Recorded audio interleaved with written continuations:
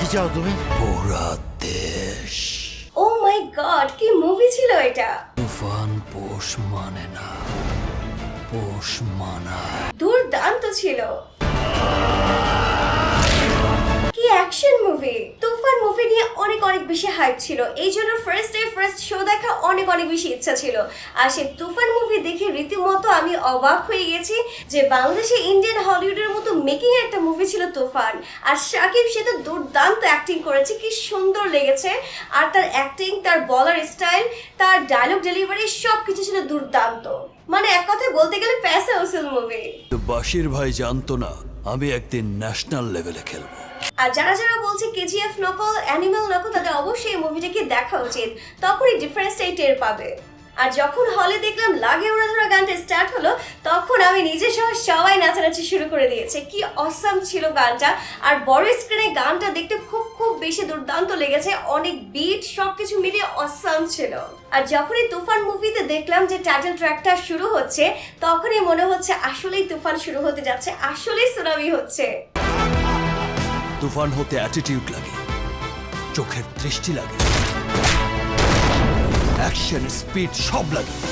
এত সুন্দর ইন্ট্রোডাকশন ছিল বলার বাইরে, দেখে হতবাক হয়ে যাওয়ার মতো অবস্থা।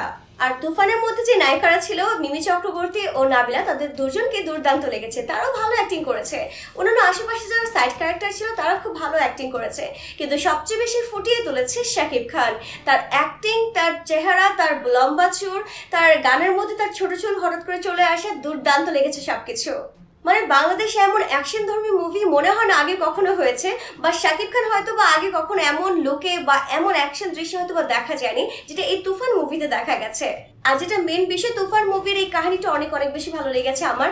সবকিছু ফুটিয়ে তুলেছে রায়হান রাফি, যেখানে যতটুকু যা প্রয়োজন ছিল, যেখানে যতটুকু ক্যারেক্টারের প্রয়োজন ছিল, ঠিক ততটুকুই তারা অ্যাক্টিং করেছে, ততটুকুই তাদেরকে স্পেস দেওয়া হয়েছে অ্যাক্টিং করার জন্য।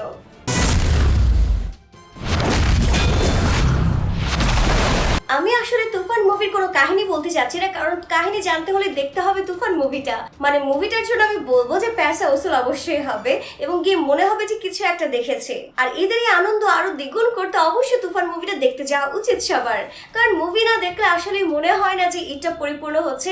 কোথাও ঘুরতে যাওয়া, এইসব কিছু দেখা অনেক ভালো লাগবে।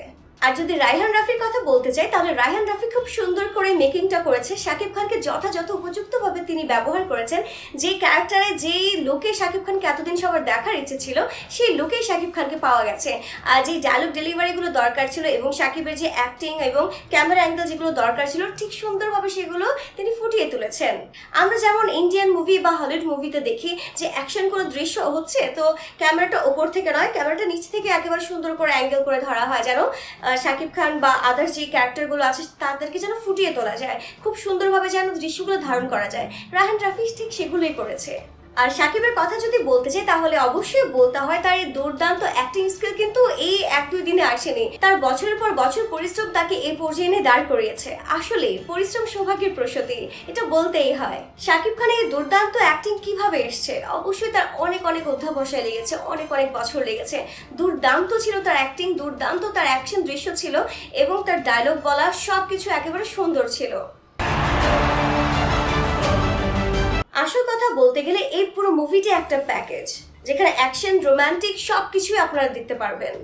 আর তুফান মুভি নিয়ে যে একটা কন্ট্রোভার্সি ছিল যে শাকিব খানের লুক হচ্ছে অ্যানিমাল বা কেজিএফ এর, আর মুভির কাহিনীটা এবং অ্যাকশন ধর্মী সবকিছু কেজিএফ বা অ্যানিমালের সাথে অনেকে মিল পাচ্ছিল। আমার কথা হচ্ছে, যদি এমন হয়েও থাকে তাহলে ক্ষতিটা কি? বাংলাদেশের একটা ইন্ডাস্ট্রিতে যদি কেজিএফ বা অ্যানিমালের মতো একটা মুভি হতে পারে এত কম বাজেটে অ্যানিমাল আর কেজিএফ এর থেকে, তাহলে সেখানে সমস্যাটা কোথায়? আর অনেকেই বলছিল লাগে ওরা ধরা এই গানটা নকল, এই টিউন নকল, এটা সেটা, বাট সবারই বোঝা উচিত ছিল যে গানটা পারমিশন নিয়ে এই দুটা লাইনের যে টিউনটা ছিল সেটা নেওয়া হয়েছে। একটা টিউনকে যদি একটা ভালোভাবে রিপ্রেজেন্ট করা যায় সুন্দরভাবে, তাহলে এতে আরো সবার খুশি হওয়ার কথা। আমরা দেখেছি ইন্ডিয়ান অনেক মুভিতে আগের গানগুলোকে নিয়ে নতুন করে রিমেক্স করা হয়েছে, আর সেগুলো হিটও করেছে, দেখতে ভালোই লেগেছে। আমরা বাঙালিরা অনেক বেশি এনজয় করেছি। আর সেটা যদি বাংলাদেশে হয়ে থাকে তাহলে এটা আরো ভালো লাগার বিষয়। এইসব বিষয়ে তর্কে জড়াতে আমি চাই না অবশ্য, বাট বলবো বাংলাদেশের ইন্ডাস্ট্রিতে কেজিএফ বা অ্যানিমেল মুভি যদি হয়েও থাকে তাহলে দুর্দান্ত হয়েছে, সেই হিসেবে খুবই খুবই ভালো ছিল, খুবই সুন্দর ছিল। কাহিনী কি ছিল, আসলে অ্যানিমেল বা কেজিএফ এর সাথে মিল ছিল কি ছিল না, এত কিছুর বিতর্কে আমি যাব না, এটা টোটালি আপনাদের উপর আমি ছেড়ে দিলাম। মুভিটা দেখে তারপর আপনারা আপনাদের রায় জানাবেন যে কেমন ছিল, কেমন হলো। তো বাশির ভাই জানতো না আমি একদিন ন্যাশনাল লেভেলে খেলবো। তো ডিয়ার ভিউয়ার্স, এই তুফান মুভিটা আমার কাছে দুর্দান্ত লেগেছে, একেবারে পয়সা ওসুল মুভি ছিল।